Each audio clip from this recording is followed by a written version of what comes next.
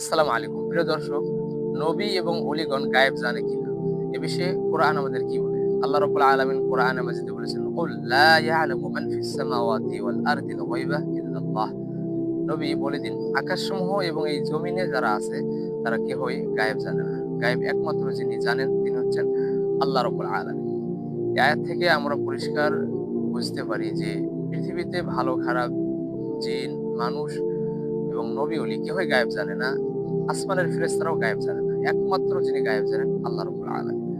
এছাড়াও আল্লাহ রাব্বুল আলামিন তার নবীর ব্যাপারে বলেছেন যে আসলে তিনি কি জানেন, কি জানেন না, তার কাছে কি আছে আর নেই। সেটা হচ্ছে আল্লাহ বলেন, ওয়ালা আকুলু লাকুম ইনদি খাযাইনুল্লাহ ওয়ালা আ'লামুল গায়বা।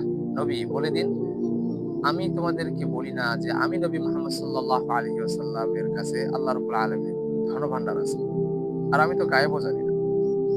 যে তোমরা গোপনে কি করো বলো, এটা আমি তোমাদেরকে বলতে পারবো।